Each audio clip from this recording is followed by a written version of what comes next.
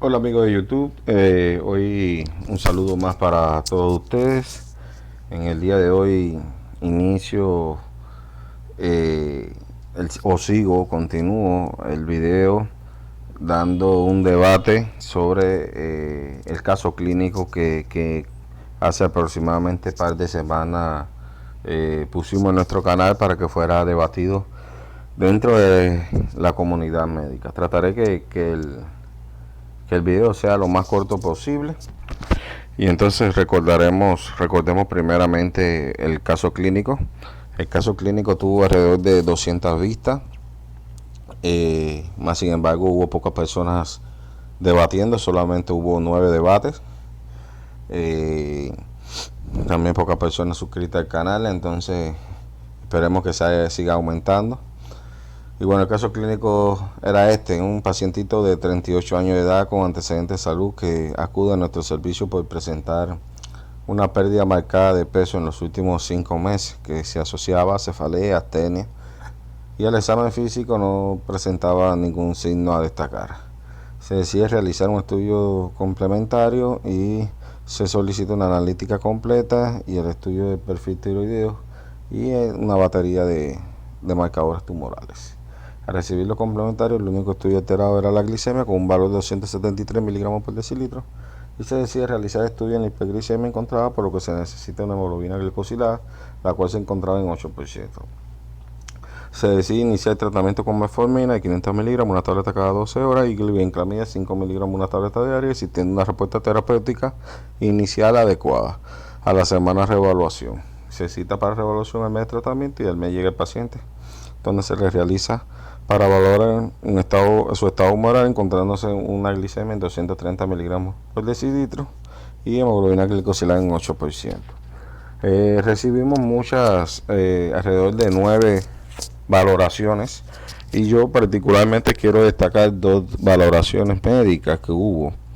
Una, y felicitar a César Quiroz. César Quiroz es un joven estudiante de la Universidad Técnica de Manabí, Puerto Viejo de Ecuador, y hace 2 semanas es decir que hizo una intervención muy pronto, inmediata de que se presentó el caso, y estuvo bien interesante su valoración.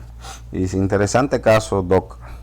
Debido a lo expuesto, pensaría que puede ser una diabetes tipo 1, por lo que sería necesario evaluar el perfil inmunitario. A su vez, debido a no haber alcanzado los objetivos glicémicos con los hipoglicemiantes orales usados, pensaría que se debería comenzar con una insulinización en el paciente. Felicidades por la iniciativa y mucho éxito. Y bueno, la respuesta más completa y la que más me impresionó fue la del doctor Oreste Valdés. Oreste Valdés es un Nobel doctor rural, de origen cubano.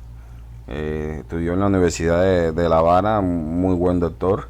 Entonces dice: excelente iniciativa, doc. Sí, todos piensan que es una excelente iniciativa, más sin embargo no tuvo la aceptación que esperaba. Yo espero que poco a poco vayan perdiendo el miedo y más personas comenten. Aquí lo importante es comentar, debatir y suscribirse al canal y estar atento a las informaciones. Yo sospecho que una diabetes mellitus tipo LADA. Habría que estudiar el perfil de autoinmunidad y considerar insulina basal, indicar estudios de anticuerpos específicos como anti-GAT, ELIC, antitirosinfosfatasa, antiinsulina. Gracias por compartir su conocimiento, y este tipo de casos son muy útiles. Y bueno, exactamente, el paciente vamos a empezar a valorar. Yo tomé la decisión de antes de decir si es una diabetes tipo 1, una diabetes tipo LADA, o diabetes mellitus 1,5 como se llama también, o sea, una diabetes tipo 2. Yo decidí primeramente porque me di cuenta que el temor que tienen muchas personas, la poca seguridad que tienen muchos para manejar los pacientes con diabetes, están falta de algoritmos que sean fáciles de manejar. Entonces, por eso me tardé un poco, tomar el trabajo de crear unos algoritmos lo más fácil que sea, para que cuando tú te encuentres frente a un paciente te sea muy fácil aprender el diagnóstico, el manejo y el diagnóstico diferencial de este paciente. Por eso decidí rapidito, aunque no era el objetivo dar una clase ni nada, pero sí mi principal objetivo es transmitir la poca experiencia que tengo y sobre todo mejorar el manejo diagnóstico clínico de los pacientes. Por eso creé un algoritmo de pesquisa y estudio de diabetes. Entonces, la pesquisa de glicemia basal se hace en ayuno cada 3 años a una población en general sin factores de riesgo. Es decir, en el caso de nosotros que somos médicos familiares o médicos de la comunidad, aunque esto todos los médicos lo deben tener en cuenta, todo paciente tenga o no tenga factores que no tenga factores de riesgo debe hacerse una glicemia basal en ayuna cada 3 años. También se hace una pesquisa de glicemia basal en ayuna anualmente, pero a los pacientes que deben factores de riesgo. Y a los pacientes que tengan sospechas clínicas se les debe realizar entonces inmediatamente su glicemia basal. En el caso de nuestros pacientes, como pueden ver, la sospecha clínica, el manejo clínico tiene pérdida de peso, poliuria, polidipsia, astenia y polifagia. Este es el algoritmo para el estudio, para pesquisar la diabetes, ya sea pesquisa o sea estudio. Aquí se le hace estudio a todo paciente que tenga sospecha clínica. ¿Con qué? Con pérdida de peso, poliuria, polidipsia, astenia, polifagia. Como podemos observar, nuestro paciente de 38 años de edad, presenta ¿qué cosa? Todo ese tipo de sintomatología, por tanto, además, requiere de dicho estudio. Ahora, ¿a quién vamos a pesquisar? Hay dos grandes grupos: los pacientes que tengan factores de riesgo de diabetes y que no tengan factores de riesgo. A los que no tengan factores de riesgo le vamos a hacer de forma general cada 3 años a la población esa pesquisa de glicemia. Ahora, pacientes que tengan factores de riesgo le vamos a hacer anualmente. Ahora, ¿cuáles son esos llamados factores de riesgo? Existen dos tipos de factores de riesgo: los modificables y los no modificables. Los modificables, todos aquellos que tengan desnutrición por exceso, por ejemplo, el sobrepeso, la obesidad, la dislipidemia, el sedentarismo y un hábito nutricional inadecuado. Ahora, ¿cuáles son los pacientes que tienen factores de riesgo? Porque esos no son no modificables. Son pacientes que tengan más de 45 años. Por tanto, además, si usted en su población tiene alrededor de 500 personas por encima de 45 años, pues a esas 500 personas, si no son diabéticos ya, vamos a suponer 500 personas con más de 45 años que no es diabético, se le debe hacer anualmente su glicemia. Antecedentes patológicos familiares de diabetes, es decir, tú puedes presentar 42 años, pero sin embargo tu madre o tu padre son diabéticos, entonces tú debes indicarle a este paciente su glicemia anualmente. La etnia, que como sabemos, hay alrededor de 2-3 videos antes de donde explico todo sobre ese tema. La etnia, sobre todo la etnia afroamericana, la de los indios americanos y los pacientes latinos.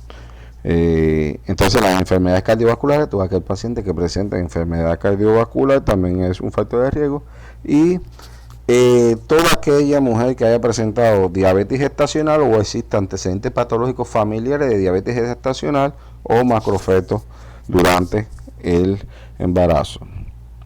Entonces, realmente este es el algoritmo que tú debes hacer antes de estudiar a tu población. Bueno, ¿cuál es el algoritmo de diagnóstico de diabetes mellitus? Ya decidimos hacer la glicemia basal, ya a los que no tienen factor de riesgo se lo vamos a hacer cada 3 años, y que tienen factor de riesgo anualmente. Y aquellos pacientes que ya presentan la sintomatología se le indica inmediatamente. Entonces, ya realizamos la glicemia basal y según los resultados que tengamos en la glicemia basal, entonces podremos definir en qué estado vamos a poner a este paciente. Este paciente, por ejemplo, si la glicemia basal está por debajo en ayuno, por debajo de 110 miligramos por decilitro, pues lo descartamos, un paciente que está normal. Y si no tiene factor de riesgo, lo vemos cada 3 años. Si tiene factor de riesgo, se la volvemos a hacer dentro de 1 año. Y si tiene sintomatología, bueno, buscaremos otra patología que pueda darnos estos síntomas. Si el paciente presenta entre 110 y 125 miligramos por decilitro, pues entonces tendrá la necesidad de hacerse otros estudios de mayor complejidad. Y si el paciente presenta más de 125 miligramos por decilitro, entonces decidiremos repetirle la glicemia basal, y si vuelve nuevamente a darnos por encima mayor de 125 miligramos por decilitro, entonces este paciente se considera como diabético. Ahora, si el paciente tiene entre 110 y 125 miligramos por decilitro, fíjense cuál es el criterio de realizar una prueba de tolerancia a la glucosa. El paciente que presenta una glicemia basal entre 110 y 125 miligramos por decilitro. Si ya el paciente tiene más de 125 miligramos por decilitro, y se le repite nuevamente la glicemia y tiene nuevamente 125 miligramos por decilitro por encima de ella, tenga 160, 170, 180, entonces el paciente ya se considera diabetes mellitus. No es necesario provocar una sobrecarga de sacarosa para provocar, porque realmente si este paciente ya tenemos el diagnóstico a través de una glicemia basal, ¿por qué vamos a hacer una sobrecarga? Que esa sobrecarga lo que va a provocar una complicación de la poca reserva insulínica que tiene el paciente. Ahora, si el paciente tiene entre 110 y 125, sí tiene criterio para realizar una prueba de la tolerancia a la glucosa. Si esa prueba de la tolerancia a la glucosa nos da menor de 140 miligramos por decilitro, entonces vamos a considerar que el paciente es lo que presenta un estado de alteración de la glucosa basal, y este estado de alteración de la glucosa basal se convierte en un factor de riesgo a presentar una diabetes mellitus. Por tanto, además, ya este paciente se encapsula o se encierra entre los pacientes que presentan factores de riesgo para una diabetes mellitus, y empezará a seguirse su glicemia basal a partir de ahora a través de un año, más que requiere de un tratamiento nutricional que posteriormente algún día podemos hablar. Entonces, si el paciente presenta entre 140 y 199 miligramos por decilitro, entonces el paciente presenta un estado de intolerancia a la glucosa, y este sí requiere tratamiento medicamentoso nutricional y un seguimiento más continuo, porque este paciente indudablemente va a padecer de una diabetes mellitus.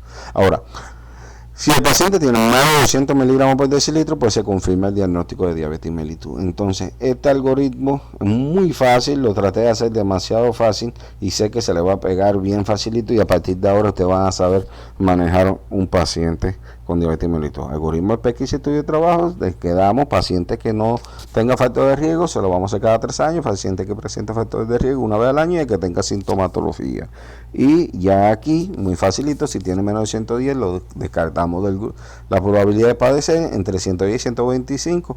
Vamos a lograr tener a través de una prueba de tolerancia a la glucosa, que no es más que una glicemia en ayuna, y posteriormente a las 2 horas, luego una carga de sacarosa, se le realiza nuevamente otra glicemia, y esa se prueba cómo el organismo está tolerando esa sobrecarga de sacarosa. Y según los resultados vamos a ver si el paciente tiene una alteración de la glucosa que se convierte en un factor de riesgo a una diabetes mellitus, un estado de intolerancia a la glucosa que es un estado previo a la diabetes mellitus, y si tiene más de 200 miligramos, pues diagnosticamos que tiene diabetes mellitus. Todo paciente que tenga más de 125 en ayuna no requiere de realización de prueba de tolerancia a la glucosa, ya que eso sería más bien un hecho iatrogénico sobre el paciente. Entonces repetimos glicemia basal, vuelve a repetirse los valores por encima de 125, pues diagnosticamos que tiene una diabetes mellitus. Bueno, muy fácil los algoritmos que le he traído. Vamos a ver cómo vamos a manejar también. Podemos manejar la glicemia basal, menos de 110, ya dejamos que era normal. Y entonces también este paciente que tiene entre 110 y 125, en vez de realizarle una prueba de tolerancia a glucosa, otra opción que tenemos es a realizarle una hemoglobina glicosilada. Si esta hemoglobina glicosilada tiene por debajo de 6,4%, pues quedamos que el paciente tiene una alteración en la glucosa y se convierte en un paciente con un factor de riesgo futuro de una diabetes mellitus y que requiere tratamiento intensivo nutricional. Y si el paciente presenta más de 6,5%, entonces diagnosticamos una diabetes mellitus. Fácil. Entonces, si el paciente tiene más de 125, igual pues realizamos hemoglobina glicosilada y diagnosticamos con más de 6,5% la diabetes mellitus. Esos son los algoritmos diagnósticos posibles que podemos usar en un paciente. Bueno, ya tenemos el diagnóstico del paciente. Entonces debemos tener que hay criterios importantes para hacer un diagnóstico diferencial de la diabetes mellitus. Entonces vamos a ver la diferencia entre los casos que estamos hablando: la diabetes mellitus tipo 1, diabetes mellitus tipo 2 y diabetes mellitus tipo LADA. Estos son los criterios más importantes para hacer un diagnóstico diferencial de la diabetes mellitus. Vamos a hacer un diagnóstico diferencial para determinar qué tipo de diabetes tiene nuestro paciente. Bueno, la edad de debut de los pacientes es una característica importante que debemos tener siempre antes de decidir qué tipo de diabetes tiene el paciente. La edad de debut, si en el tipo 1 generalmente es en el niño, en la adolescencia y en la juventud. La diabetes mellitus tipo LADA generalmente en el adulto joven, y la diabetes mellitus tipo 2 es ya en el adulto, por encima ya de 40 años.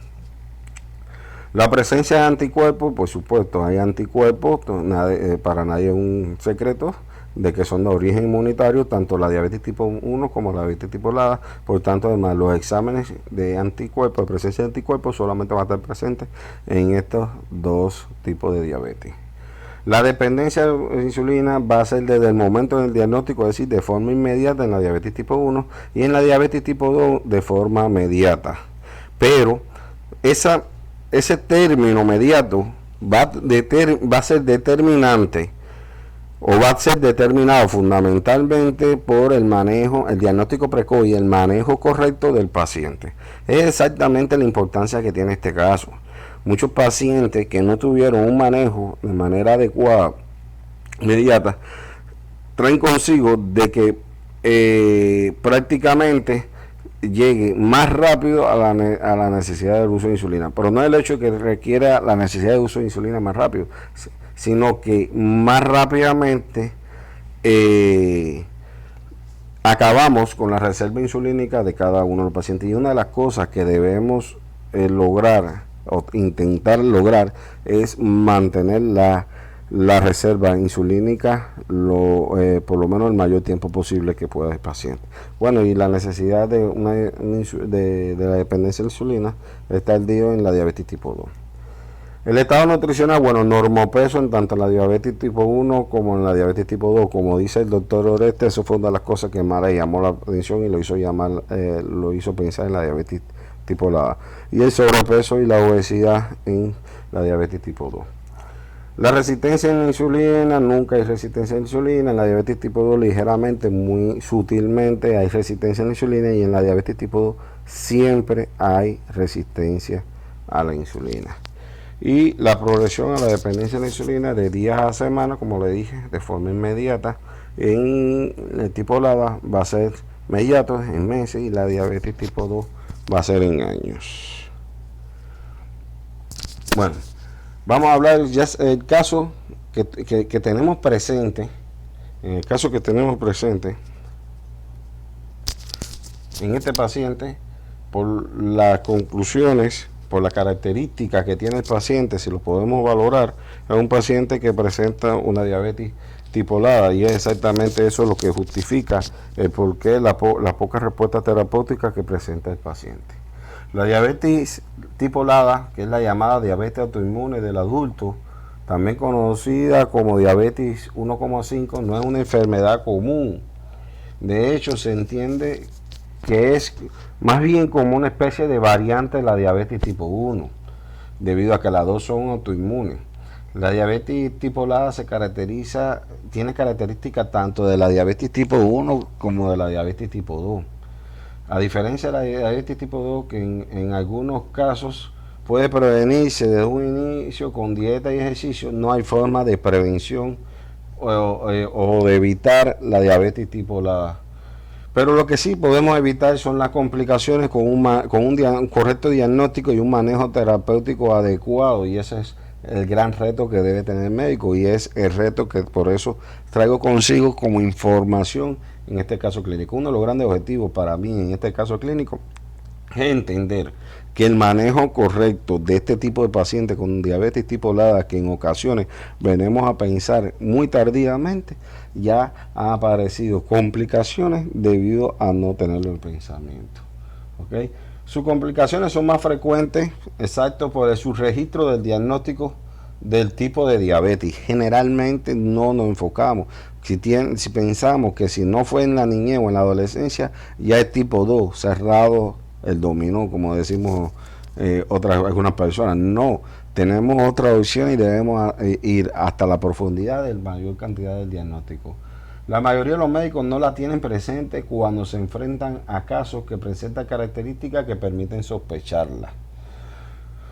Contrario a la diabetes tipo 1, en donde el ataque a las células productoras de la insulina es de forma inmediata, rápido, en la LADA es mucho más lento. Por eso es que tarda de forma inmediata la dependencia de la insulina. Estas mismas proteínas que inician el ataque autoinmune en LADA y en la diabetes tipo 1 típicamente no se encuentran en los pacientes que sufren tipo 2. Por tanto, eso es algo que nos va a facilitar. Entre un 10 y un 15% de los pacientes que diagnosticamos con tipo 2 en realidad lo que padecen es una diabetes autoinmune latente del adulto. Debemos tener en cuenta que los criterios diagnósticos debemos hacerlo a través de varios anticuerpos, el examen de varios anticuerpos. Yo creo que eso es una de las cosas que más nos dificulta en el trabajo. Existen muchos tipos de anticuerpos. Les voy a mencionar los más utilizados y los más frecuentes. El péptido C es un examen que debemos hacer de una proteína que nos va a facilitar la dependencia o la presencia de insulina, y eso nos va a ir determinando la necesidad que tiene el paciente de insulina o no. Por tanto, va a tener un gran valor. Aquí le pongo el valor económico, que para mi opinión es una de las cosas que más obstaculiza el poder hacer un correcto diagnóstico de este tipo de diabetes, y es el alto costo que tienen los exámenes. En mi opinión, son los altos costos que tienen los exámenes. El péptido C es un examen que nos va a dar imagen de la importancia que tiene la necesidad de insulina que tiene este paciente. El examen fundamental es el anti-GAD, el anticuerpo de ácido glutámico de carboxilasa, y tiene un precio de $48. El glutamato de carboxilasa es una enzima limitante que cataliza la formación de GABA a partir del ácido glutámico. El GABA, como sabemos, es un neurotransmisor inhibitorio del sistema nervioso y también se localiza en los islotes pancreáticos. Los anticuerpos anti-GAD constituyen el marcador más confiable y temprano de la diabetes tipo 1. Imagínense que puede preceder hasta 10 años la aparición de los síntomas. Los anti-GAD son útiles para hacer el diagnóstico de diabetes y se presenta junto con otros anticuerpos y para predecir la necesidad de utilizar insulina en pacientes que originalmente están diagnosticados como diabetes tipo 2, es decir, aquellos pacientes que tienen LADA. Los anti-GAD están en el 75% de los pacientes que desarrollan la diabetes autoinmune latente del adulto. Este tipo de diabetes que afecta a personas adultas se manifiesta clínicamente como si fuera una diabetes tipo 2. E inicialmente no requiere insulina porque tiene reserva insulínica, pero es importante que hagamos un diagnóstico porque es una enfermedad autoinmune que va a progresar hacia la insulinodependencia, y la velocidad de esa evolución depende sobre todo de la instauración temprana de un tratamiento adecuado.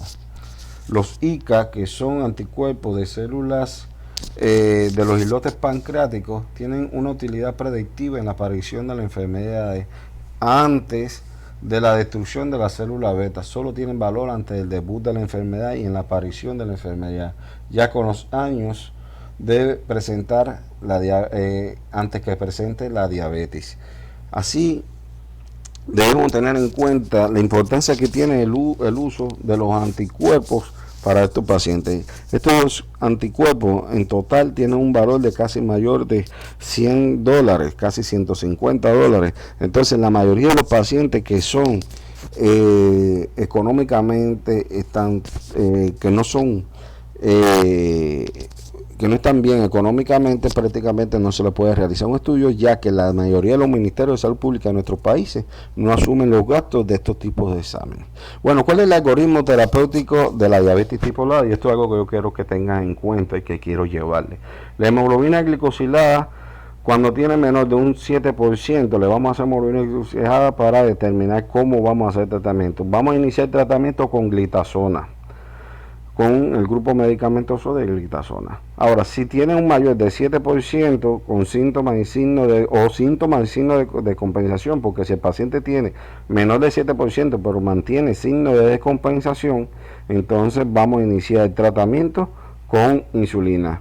Hay algo que debemos tener en cuenta, que podemos asociar clínicamente con la metformina el tratamiento, cualquiera, ya sea la glitazona y la metformina o el tratamiento de insulina. Pero hay algo que debemos tener en cuenta: nunca, pero nunca debemos utilizar sulfonilurea. La glibenclamida no se debe utilizar en estos pacientes, ya que aunque sí son beneficiosos en provocar hipoglicemia, es decir, bajar los niveles de glicemia, hacen que la actividad inmunológica ataque mayor a las células beta pancreáticas, y por tanto además va a traer consigo que sea mayor la destrucción de las pocas células que quedan. Sin embargo, está demostrado que la glitazona tiene un efecto inmunomodulador sobre las células beta pancreáticas, y por tanto además son beta protectoras, tienen un efecto beta protector, y eso es algo importante que debemos tener en cuenta en estos pacientes. Uno de los objetivos fundamentales que tenemos nosotros es lograr la protección de las pocas células beta que quedan. Bueno, me despido, no olviden suscribirse al canal. Vamos a seguir teniendo casos clínicos tan interesantes como estos. Es un caso que no es tan atípico. Siempre lo vamos a poder tener presente. Es un caso de que generalmente podemos, de alrededor del 10 al 15% de los pacientes que sospechamos que tienen una diabetes tipo 2, lo vamos a tener presente, y que estamos equivocados en el diagnóstico y que presentan una diabetes tipo 1,5 tipo LADA. Debemos pensar, cuando no hay una respuesta terapéutica del paciente, en hacerle el estudio. Podemos que a cada paciente que se diagnostique hacerle un péptido C, y él no va a determinar la necesidad de insulina, pero en ocasiones al inicio de la diabetes tipo LADA el péptido C no nos da un diagnóstico correcto. Sin embargo, el antigat sí nos da un diagnóstico incluso de 10%. 10 años antes de padecer la enfermedad. Pues sí, sin duda se necesita, para el manejo correcto y para el diagnóstico correcto de la diabetes, se necesitan recursos que no tenemos, y que en ocasiones nosotros somos los que tenemos que hacer la indicación y explicarle al paciente la importancia de esa inversión. Agradecerle a todos por su comentario. Espero que se vayan suscribiendo al canal y que poco a poco vayan existiendo mayor interacción. Espero los comentarios de ustedes y muchas gracias.